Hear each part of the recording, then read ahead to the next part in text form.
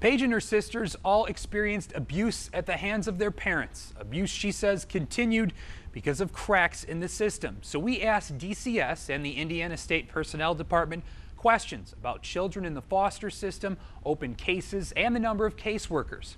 Here is what we found. Paige Hodge was adopted by a new family on October 10, 2018. She says being adopted was life-changing, but getting there was a long journey. They didn't even remove me when they found out that I was pregnant by someone over the age. She says it took her parents, Kenny and Mary Lain, to fail a drug test for the Department of Child Services to remove her and her two sisters from the home. The girls lived in 3 foster homes together before being separated. Paige was also separated from her son, Oakley, the child fathered by the family friend Kenny and Mary Lain let live in the house with Paige when she was a child. Really, nobody wanted all 4 of us, me and my 2 sisters and Oakley. Now, the 4 of them are just one example of the thousands of cases that DCS manages all at the same time. In July of 2021, 18,123 open cases were in the state of Indiana, and of those, 11,377 children were in foster care. In Stark County, where Paige's case was handled, there are currently 83 open cases, and in Marshall County, where Mercedes Lain died, there are currently 60 children in the system. Now, according to the Indiana State Personnel Department, right now there are 2,292 family case managers with 160 in training. But that varies based on county and population. In Stark County, there are 15 case managers, and in Marshall County, there are 13 case managers. That comes from the Indiana State Personnel Department. And according to DCS, a family case manager can have no more than 12 active cases relating to initial assessments, or 12 families monitored in active cases, or 13 kids monitored in active cases. So based on the numbers we were given in the state of Indiana, there's an average of 8 kids or families under monitoring per caseworker. But Paige still says the system failed her and her family, and that failure has extended to her half-sister, Mercedes Lain. It definitely failed Mercedes. And it failed her family, and it failed her siblings. Back in July, DCS sent Kenny Lain and Mercedes' mother, Tiffany Coburn, notices that DCS would be conducting an investigation due to a report of abuse or neglect. It had 40 days from July 21st to complete an assessment, but 28 days later, Mercedes was dead. Mercedes' aunt Stacy Milton and grandmother Angie Owens agree DCS failed their family. We were called several times.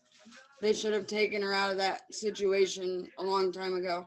In fact, Milton and Owens say they've been calling DCS about Kenny and Tiffany's 3 kids since Tiffany was pregnant with the first one. Owens adds she called multiple times about Mercedes alone. I know I've called at least 8 times. Can you tell me why you called in those situations? I heard there was drug use in there. She was never clean. The way the room was. The way they were. I knew they weren't parent material. Owens says she and others told Tiffany while she was pregnant with Mercedes that family in Indianapolis was willing to take her. Adopt her and give her a loving home, and Tiffany wouldn't hear of it. Owens even says people at the Economy Inn where Kenny and Tiffany were staying called DCS on them. It's just aggravating that they got so many calls and they failed it every time. I mean, they've had several chances to take her out of that environment, and they chose not to. These are 3 instances when case managers can remove children. If a child is in danger because of a parent's lie, neglect, or abuse, or if a court decides to remove a child. Paige says despite her past, it's made her stronger, and she wants others who have gone through the system to know they're not alone. DCS hasn't only failed us. There's a lot of other kids that it's failed as well. And the group says they hope their tragedies inspire change to keep kids safe in the future. Paige says her 2 sisters from Kenny Lain's first marriage to Mary Lain have moved out of Indiana. Again, we did reach out to DCS several times with questions about the Lain family, but DCS told us no one could talk per confidentiality statutes. We also gave the department the opportunity to respond to claims it's failed families that didn't answer that question. We'll be following Kenny Lain, Tiffany Coburn, and Justin Miller's cases closely, and we'll have updates for you along the way. And we'd like to hear from you. If you were in the foster care system or you're a current or former case manager, tell us what your experience was like. Just email us at 57investigates@abc57.com. In studio, Richard Bodie, ABC57 News.